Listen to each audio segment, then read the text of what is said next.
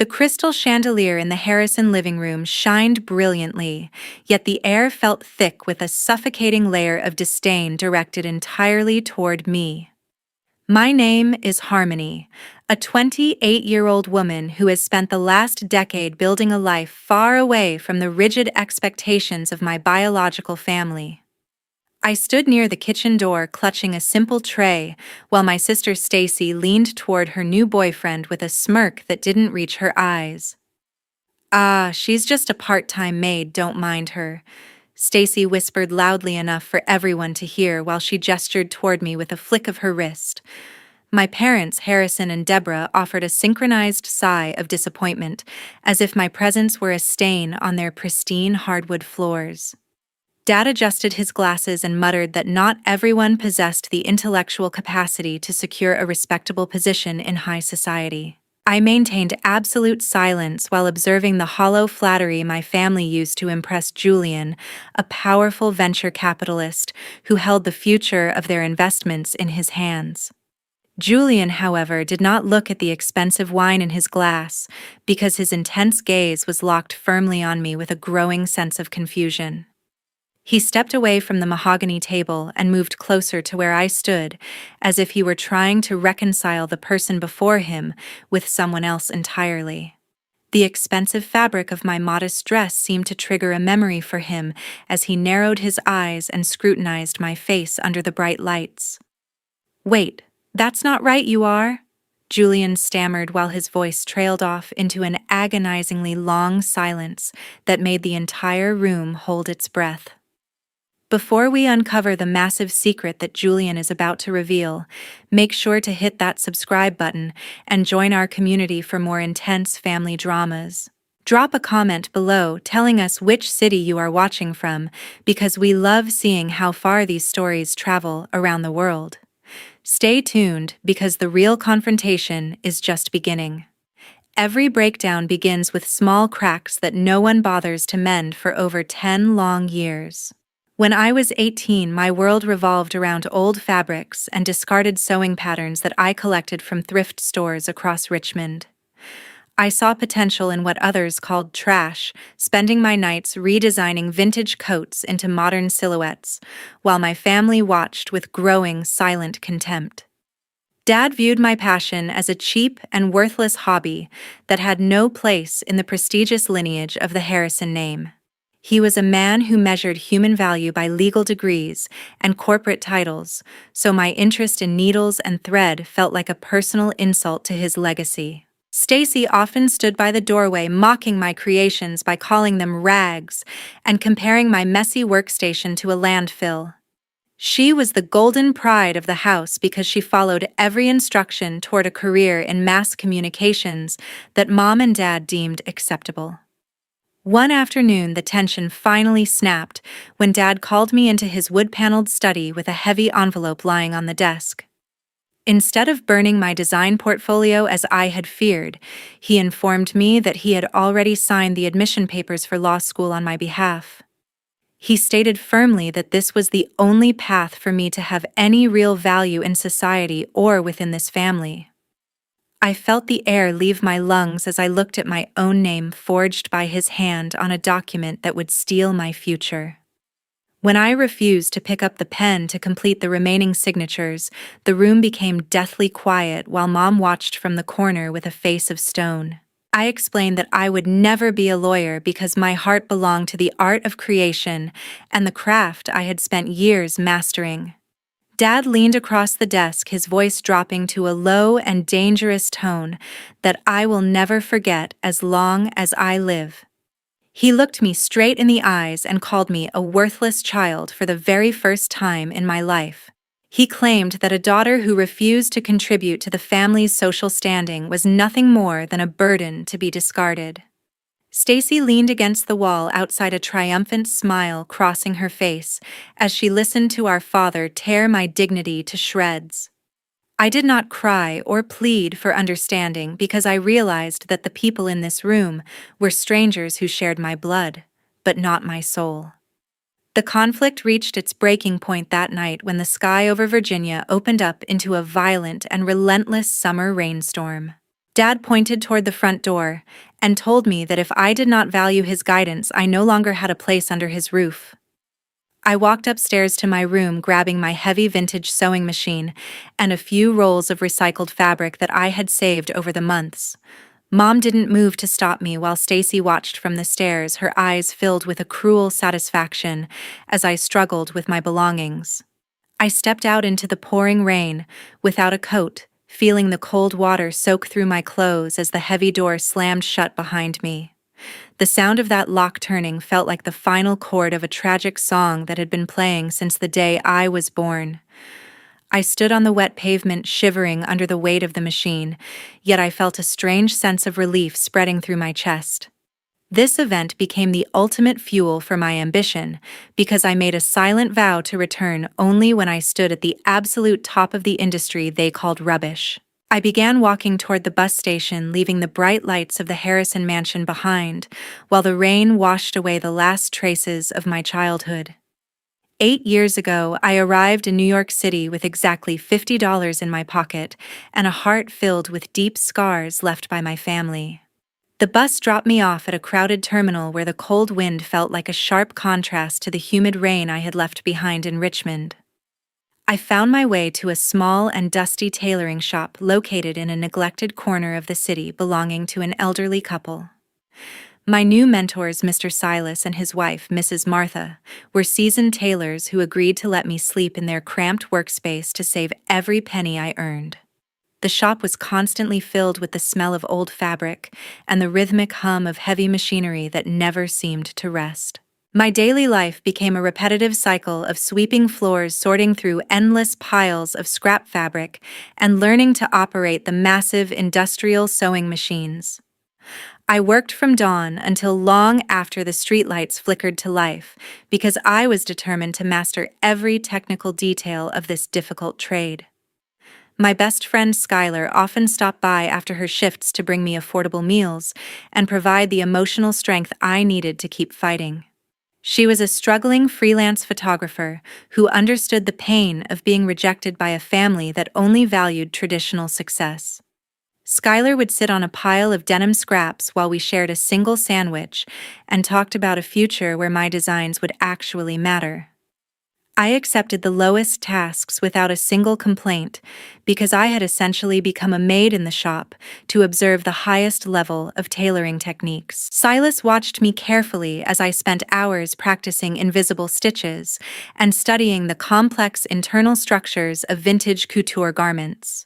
He realized that I possessed a natural talent for understanding how fabric moved against the human body during our long nights together in the workshop.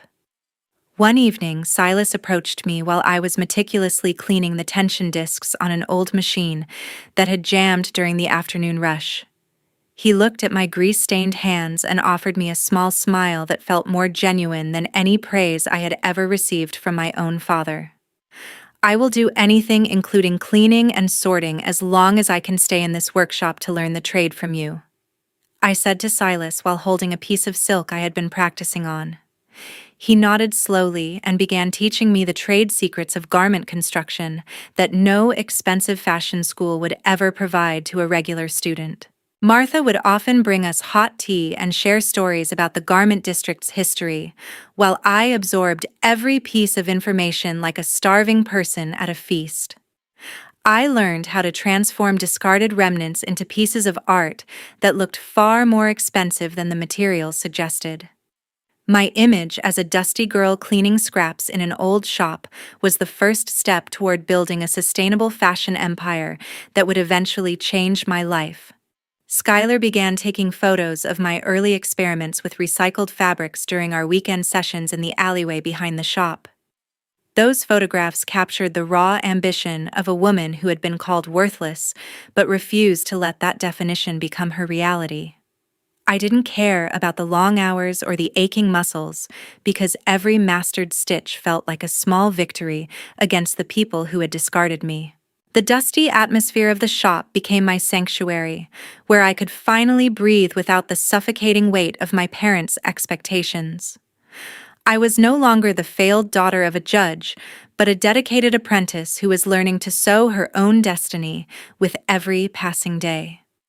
The third year in the city that never sleeps taught me that opportunity often hides beneath the thick layers of dust in the great fashion houses of Manhattan.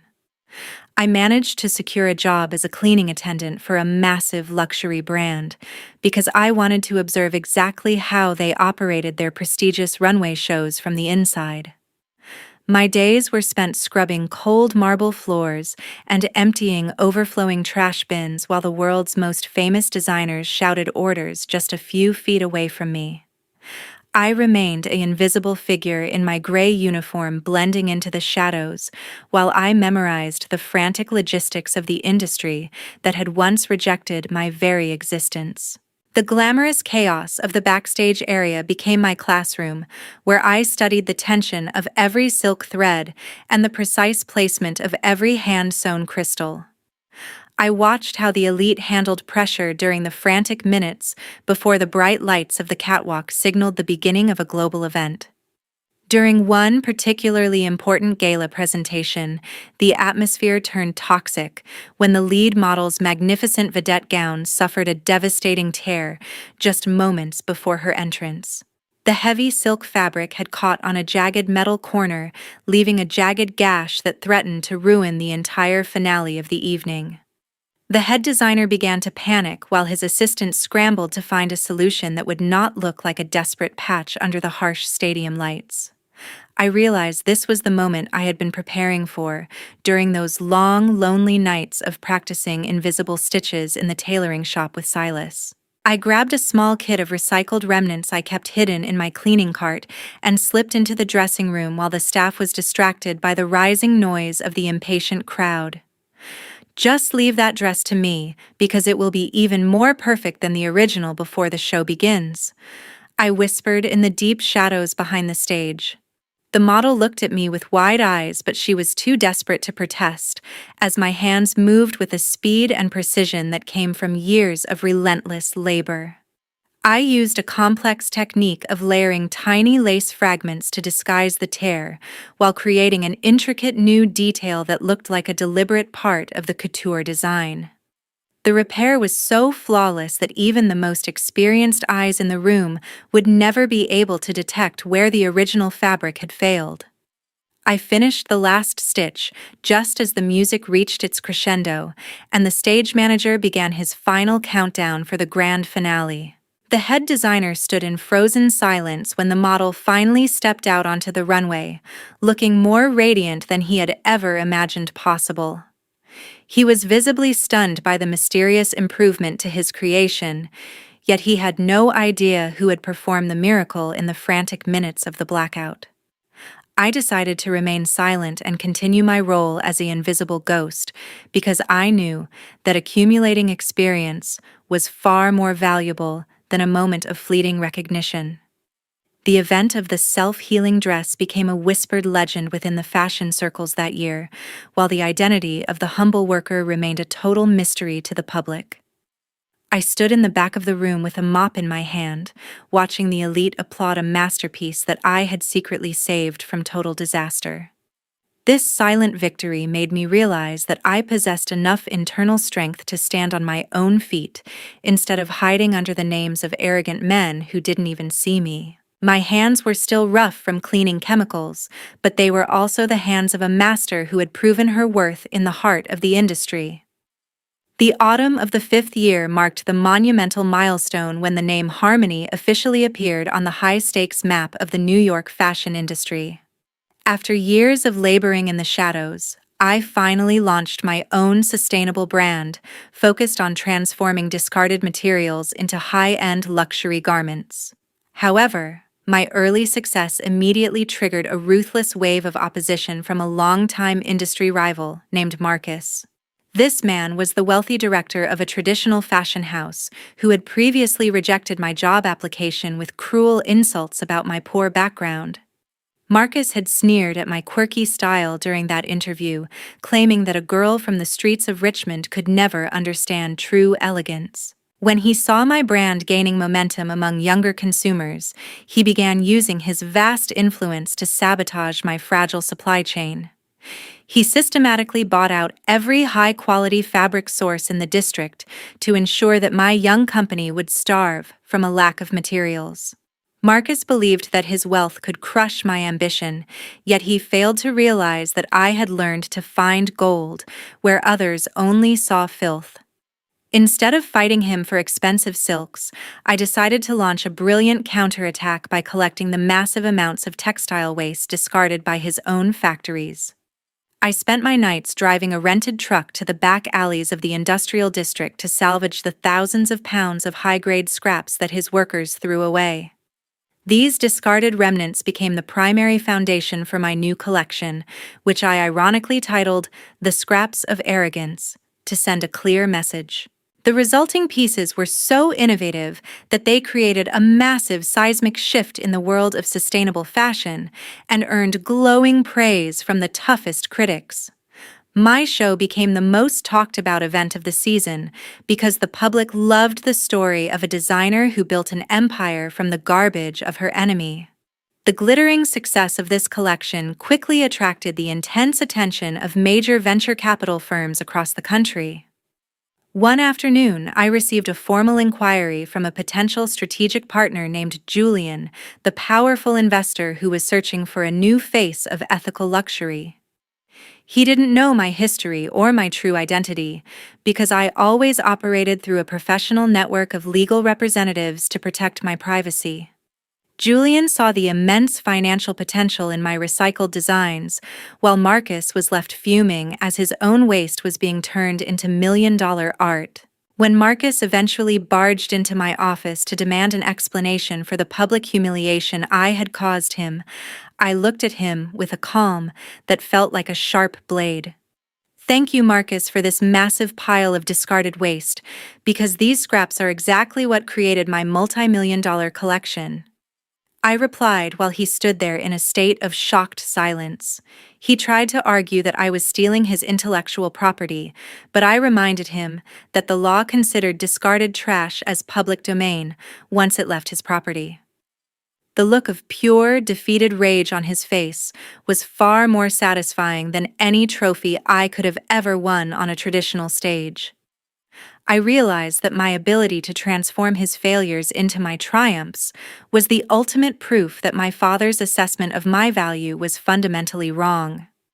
Julian's firm soon offered a massive investment deal that would give me the resources to take my brand to a global level and finally confront my past. I accepted the partnership with a sense of quiet triumph because I knew that the final pieces of my plan were finally falling into place. 1 year ago, I received a massive collaboration proposal from Julian, but I decided to play a dangerous and high-stakes game of chess instead of a standard business meeting. He knew me only as the brilliant anonymous CEO behind the eco-luxury brand because I had always conducted our negotiations through a strict network of legal assistants. Julian had seen the immense financial growth of my company during our long months of virtual correspondence, yet he had never once looked into my eyes or heard my actual voice. He requested an in-person meeting to finalize a strategic investment deal that would give me the resources to expand my sustainable designs into the European market. I realized that this was the perfect opportunity to close the darkest chapter of my past while securing the bright future of my professional empire. The timing became even more perfect when Stacy called me out of the blue to demand that I return to the family mansion in Richmond for a few days. She spoke with a tone of overwhelming arrogance, ordering me to clean the house to prepare for a dinner party where she intended to introduce her new boyfriend. Stacy claimed that their regular cleaning crew was unavailable and that I should be grateful for the chance to earn some extra cash doing what I did best. I listened to her sharp voice through the phone while looking at the panoramic view of the New York skyline from my corner office. I realized that this was the moment to test if the years of separation had changed my family's fundamental perception of human value. "I will return home to clean according to your specific wishes, and Mom should not worry about me ruining the dinner party with my presence," I said calmly into the phone while signing a $1 million procurement order. I told my legal team to inform Julian that I would meet him at the private residence in Richmond instead of our scheduled boardroom in Manhattan. I knew that Julian wanted to surprise his new girlfriend by showing her that he was partnering with the most talked about designer in the country. I deliberately chose to wear my oldest and most faded clothing when I arrived at the Harrison mansion to blend into the role they had already assigned to me. Mom and Dad barely looked at me when I entered the house, simply pointing toward the heavy vacuum cleaner and the stack of silver that needed polishing before the guests arrived. I maintained a posture of silent submission, performing the heavy labor, while listening to them gossip about Julian's immense wealth and social standing. Stacy walked through the rooms with a critical eye, constantly complaining that I wasn't scrubbing the floors fast enough, or that my clothes smelled of cleaning chemicals. I endured their constant insults without a single word of protest, because I wanted them to reveal every layer of their deep-seated disdain before the truth emerged. Julian had requested the meeting to take place during the dinner party so he could showcase the final signing ceremony in front of the people he believed were important to his future. I had prepared every legal document and tucked them securely inside a battered and grease-stained bag that I kept hidden under the kitchen sink. I spent the entire afternoon polishing the very floors that I would soon be standing on as an equal partner to the man they were so desperate to impress. My hands were sore from the work, yet my mind was sharp as I watched the clock tick toward the moment of the grand reveal. I knew that the mask of their hollow pride was about to be torn away in the most public and humiliating way possible. This was no longer just about a business contract, because it was about finally proving that the daughter they discarded was the only one who had built something real. The clock struck exactly 8 in the evening as the chess game I had meticulously arranged began its final and most decisive moves. The Harrison dining room was filled with the elite of Richmond, who were all eager to witness the union of Stacy and a powerful investor. Julian sat at the head of the table, but his attention remained focused on me as I moved quietly between the guests with a bottle of wine. He began asking complex technical questions about the molecular structure of recycled synthetic fibers that only the real anonymous CEO could possibly answer. My parents watched with confused expressions, while Julian ignored their attempts at small talk to scrutinize my every reaction under the bright lights. I knew that he was searching for the brilliant mind he had encountered through months of professional correspondence and strategic legal negotiations. The air in the room grew heavy with a sudden anticipation as I paused beside his chair to offer a detailed technical response. "Would you like to review the structural fiber sketches that I sent to you late last night, Julian?" I asked calmly while the entire table fell into a deafening silence. Julian's eyes widened in total shock as he finally reconciled my humble appearance with the powerful business leader he had come to admire. Stacy stood up so quickly that her chair scraped loudly against the floor because she was consumed by a wave of desperate and blinding panic. She immediately grabbed her smartphone and began a live stream on her social media account to launch a vicious public attack against my character. Stacy screamed into the camera that I was a pathetic fraud who was trying to seduce her boyfriend to ruin her chance at a perfect life. Her frantic voice echoed through the house while she accused me of stealing designs and lying about my success to humiliate the Harrison family name. This desperate act of social media sabotage backfired instantly because her viewers were witnessing her true toxic nature in real time before thousands of people. Julian watched the screen of her phone for a few seconds before he stood up with a cold and absolute authority that silenced everyone in the room. He officially announced to the shocked guests that I was his strategic partner and the brilliant visionary behind the massive fashion conglomerate he admired. Stacy dropped her phone onto the expensive carpet while her face drained of all color as she realized her career in media was effectively over. Mom and Dad remained frozen in their seats like statues made of ice while they stared at the daughter they had called a common maid. The person they believed was a source of family shame was actually the one holding the financial destiny of their entire household in her hands. Dad tried to speak, but his voice failed him as the reality of his decade-long mistake finally crashed down upon his arrogant shoulders. Mom clutched her pearls with trembling fingers while looking at me as if she were seeing a stranger who had invaded her pristine and hollow world. I reached into my battered bag and pulled out the final investment contracts that Julian had been waiting to sign since he arrived in Richmond. The room was filled with a thick tension that made it difficult to breathe, while the elite guests whispered about the massive downfall of the Harrisons. Stacy began to sob hysterically because she understood that her wedding and her reputation had vanished in the span of a few minutes. I looked at the people who had discarded me years ago and felt nothing but a quiet sense of finality as the truth finally took its place. The chessboard was now clear, and I was the only one left standing with the power to decide what would happen next in this tragic family saga. The dawn of a new day broke over Richmond with a brilliant light that no longer belonged to those who chose to live in a state of hollow blindness. The aftermath of the dinner party left the Harrison mansion in a state of quiet ruin as the weight of my success finally crushed their fragile world of appearances. Stacy lost every ounce of her social media influence within hours because her toxic livestream had exposed her true character to the entire world. Julian did not waste a single moment in cutting off all professional and personal ties with her immediately after witnessing her desperate and malicious behavior. He realized that the woman he intended to marry was a shallow vessel filled with nothing but envy for her own sister's accomplishments. My sister was now a ghost in her own circles, facing the silent judgment of the very elite she had worked so hard to impress. Dad approached me in the kitchen while I was gathering the last of my things from the small cupboard where I had hidden my sewing kit.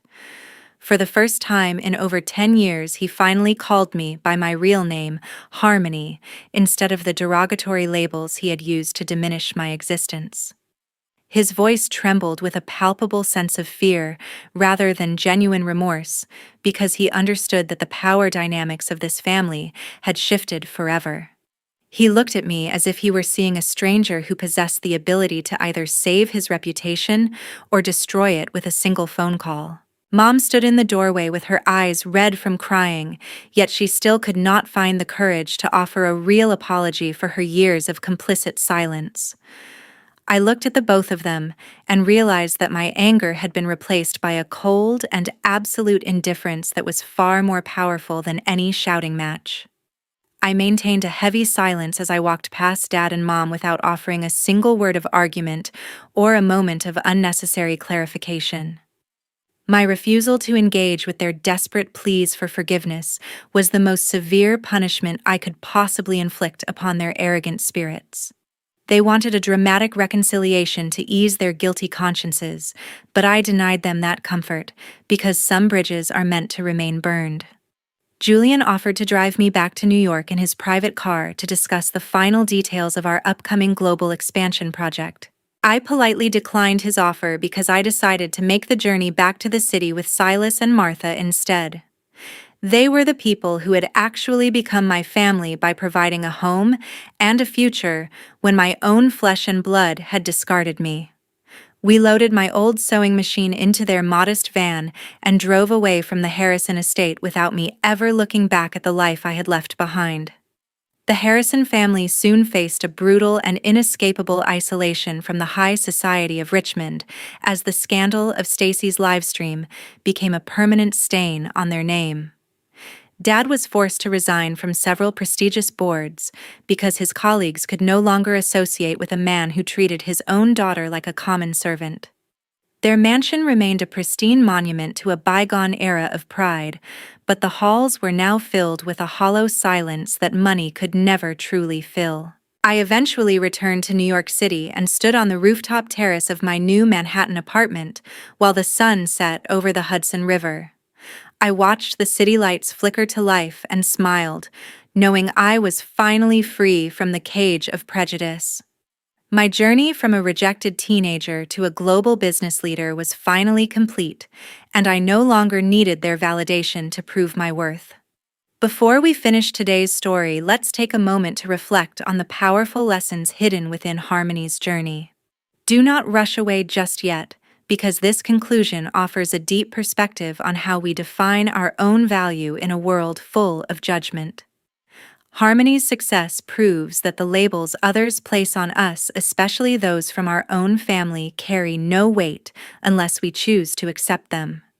Her silence throughout the final confrontation was not a sign of weakness, but a masterclass in strategic maturity that let her achievements speak for themselves. If you were in Harmony's position, would you have chosen to walk away in silence? Or would you have demanded a formal apology from your parents before leaving? We truly value your support and want to hear your unique perspectives on this intense family drama in the comments below. Thank you for staying with us until the very end, and please remember to share this story if it inspired you to keep fighting for your own dreams. Lessons from this story. Your professional value is not defined by academic degrees alone. Harmony proved that practical mastery and innovation can build an empire that traditional titles often fail to achieve. Silence is a strategic weapon of the powerful. By choosing not to argue with her family's insults, Harmony allowed the magnitude of her success to deliver the final crushing blow. Strategic patience leads to absolute victory. Returning to a toxic environment as a maid was not submission, but a calculated move to expose the family's true nature before the reveal. Blood ties do not entitle anyone to your labor or respect. The Harrison family lost their right to Harmony's presence the moment they chose to value social status over her humanity. Authentic success is the only answer to lifelong belittlement. The best way to respond to being called worthless is to become indispensable to the very industry that others deemed unreachable. Reputation is fragile when built on the suffering of others. Stacy's public downfall serves as a reminder that those who use social media to bully will eventually be consumed by their own toxicity.